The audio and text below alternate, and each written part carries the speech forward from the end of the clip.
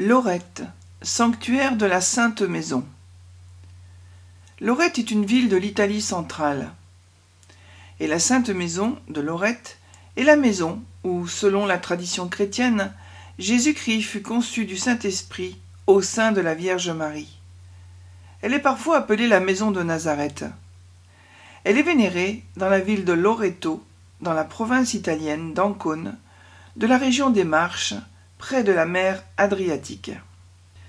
Au IIIe siècle, quand sainte Hélène, la mère de Constantin, se rend à Nazareth, elle élève une église dans laquelle se trouvait la Sainte Maison. En plus de découvrir la vraie croix, elle a découvert le lieu de l'incarnation. La tradition raconte aussi que ce fut dans cette maison que Marie est née, a reçu son éducation et grandit avec ses parents Sainte Anne et Saint Joachim. Or, au XIIIe siècle, les lieux saints chrétiens sont menacés par les Sarrasins et l'église construite par Hélène est détruite. Un même sort aurait été réservé à la maison de Nazareth. Selon la tradition, Dieu fit miraculeusement transporter la Sainte Maison dans les villes de Tarsatica et Rijeka sur le mont Ronitsa avec l'aide de ses anges. Ce récit fut rapporté sous le pontificat de Nicolas IV. Dans la maison, les villageois trouvèrent une statue représentant Notre-Dame couronnée et tenant l'enfant Jésus. L'évêque, Georgievitch, en fut immédiatement averti et vécut bientôt une apparition mariale en réponse à ses prières, lui expliquant les origines de la maison. Toujours selon la tradition, la Sainte Maison aurait été de nouveau transportée par deux anges dans la marche d'Ancône, où elle aurait été recueillie par une dame nommée Lorette, le 10 décembre 1294. C'est de là que provient l'histoire de Notre-Dame de Lorette. Les litanies de Lorette furent composées par le cardinal Savelli en rapport avec l'événement. Le bruit court que c'est un prince byzantin, Nicéphore Ier, qui prit en 1290 l'initiative de transférer une maison typique de Palestine depuis Nazareth jusque dans les marches italiennes. La maison fut démontée à Nazareth en 1291, débarquée ensuite sur les côtes de Dalmatie et finalement réassemblée à Loreto en 1294. Les habitants de la Croatie honoraient depuis longtemps cette tradition mariale en organisant des pèlerinages au sanctuaire de Lorette et en consacrant des églises à Marie, Mère de Dieu, dans leur propre pays. Le 1er et le 2 décembre 2007, le pape Benoît XVI se rend à Lorette pour vivre une fête de la foi avec les jeunes de la ville. Il y revient le 4 octobre 2012, renouvelant ainsi le pèlerinage que Jean XXIII avait effectué 50 ans auparavant, à quelques jours de l'ouverture du Concile Vatican II. La Sainte Maison est considérée comme étant l'habitation de la Vierge Marie de Nazareth. C'est la demeure même dans laquelle la Vierge Marie a vécu, conçu et élevé Jésus enfant. C'est pourquoi Jean-Paul II a pu dire que la Sainte Maison de Lorette, premier sanctuaire de portée internationale dédié à la Vierge, a été pendant plusieurs siècles le vrai cœur marial de la chrétienté.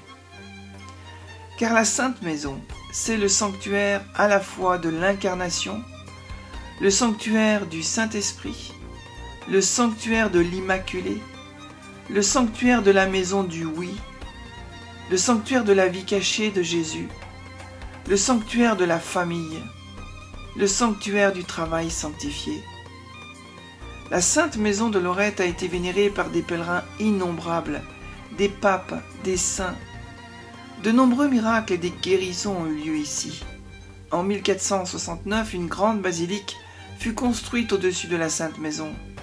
C'est elle que les pèlerins visitent. Elle présente plusieurs chapelles latérales admirablement décorées, offertes par différents pays. Mais c'est surtout la Sainte Maison qui est la principale attraction. En 1507, une construction en marbre sculpté, comme un écrin, lui fut mise autour. À l'intérieur, un autel porte l'inscription latine « Hic verbum caro factum est ». Ici, le Verbe s'est fait chair. Une statue de la Vierge est au-dessus de l'autel. Lorette et la France. La France n'est pas le seul pays d'Europe qui a été en relation avec Lorette. Elle y a occupé une place non prépondérante mais importante cependant. Mais la France est actuellement le seul pays ayant une représentation nationale à Lorette. Le rôle de notre pays a souvent été très bénéfique. Mais nous devons déplorer deux graves préjudices apportés par notre nation à la ville de Marie. Le vandalisme de Bonaparte et la critique destructrice du chanoine Ulysse Chevalier en 1906. On sait peu de choses sur la place de la France dans l'histoire de Lorette entre 1294 et 1500. Mais la figure de Saint-Louis, roi français du XIIIe siècle, y est très présente. La chapelle du Saint-Sacrement lui est dédiée. Le 25 août, sa fête y est célébrée avec solennité. Bien sûr, Louis IX n'est jamais venu à Lorette, pour la simple raison qu'il est mort en 1270 et qu'à cette époque, la commune de Lorette n'était qu'un terrain vague en dépendance de Recanati. Il est vrai par contre que le saint roi Louis IX est allé en pèlerinage à Nazareth le 25 mars 1251, après le versement de la rançon qui permit sa libération de prison le 6 mai 1250. À cette occasion, il a communié dans la Sainte Maison de la main de l'évêque Odon de Castres. Cet événement a été peint par Charles Le Maire au-dessus de l'autel de la chapelle française. Au XVIe siècle, les jésuites prennent pied à Lorette. La France s'implante grâce à la fondation de Joyeuse. Des pénitenciers français résident en permanence autour de la basilique. On notera le pèlerinage du bienheureux Pierre Fabre, premier prêtre jésuite en 1537. Catherine de Médicis, fille de la Toscane, est la première reine de France qui ait manifesté une grande dévotion envers Lorette. Pour le repos éternel de son défunt époux Henri II, une lampe devait brûler constamment dans la Santa Casa. Plus tard, Henri III, en désespoir d'héritier, fit un don énorme en faveur de Lorette, l'année 1584. Le XVIIe siècle fut le siècle d'or de Lorette. Les dons vont affluer, et Clément VIII fait édifier à cet effet la salle du trésor. En 1624, Descartes est venu accomplir un vœu. Il remerciait la Vierge pour les lumières reçues dans l'élaboration de sa méthode philosophique. Louis XIII, musicien, avait composé des litanies à Notre-Dame, et il eut recours à la Vierge de Lorette, alors qu'il craignait de perdre sa jeune femme, et lorsqu'il fut très malade en 1630. En 1638, Louis XIII et Anne d'Autriche, en remerciement de la naissance de Louis XIV, offrent à la basilique des couronnes et un enfant royal en or du poids du nouveau-né. C'est au XVIIe siècle que commença la fondation française de Lorette. Saint Louis-Marie Grignon de Montfort, en 1706, fera un pèlerinage héroïque. Il fit environ 4000 km à pied pour se rendre à Rome et à Lorette dans des conditions difficiles. Lorette était l'un des pèlerinages préférés de Saint Labre. Il s'y rendit 11 fois entre 1771 et 1782. Au XIXe siècle, le pèlerinage est en perte de vitesse, mais il reprend de plus belle à la fin du siècle. Dans une page pleine de finesse, la petite Thérèse a décrit Lorette et la Sainte Maison qu'elle a vénérée les 11 et 12 novembre 1887 avant de se rendre avec son père et Céline au pied de Léon XIII pour solliciter la grâce de l'entrée précoce au Carmel. Au XXe siècle, la dévotion française envers Notre-Dame de Lorette est extrêmement forte. On peut dire qu'en France, Lorette fait partie de la mémoire chrétienne jusqu'en 1960. À cette date, un évêque, un prêtre, un fidèle, normalement cultivé, connaît au moins vaguement le mystère de Lorette. Prière du pape Benoît XVI à Notre-Dame de Lorette. Marie, mère du oui, tu as écouté Jésus et tu connais le timbre de sa voix et le battement de son cœur. Étoile du matin, parle-nous de lui et raconte-nous ton chemin pour le suivre sur la voie de la foi. Marie, à Nazareth, tu as habité avec Jésus.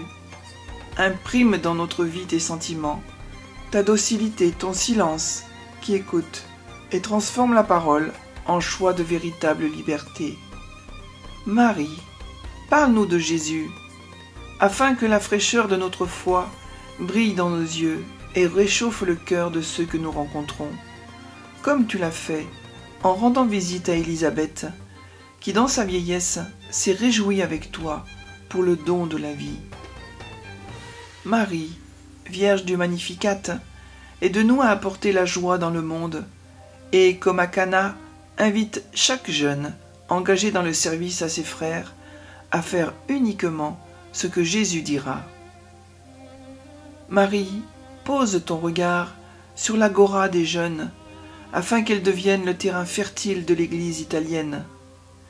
Prie afin que Jésus, mort et ressuscité, renaisse en nous et nous transforme en une nuit pleine de lumière, pleine de lui. Marie, Vierge de Lorette, porte du ciel, aide-nous à élever notre regard vers le haut. Nous voulons voir Jésus, parler avec lui, annoncer à tous son amour.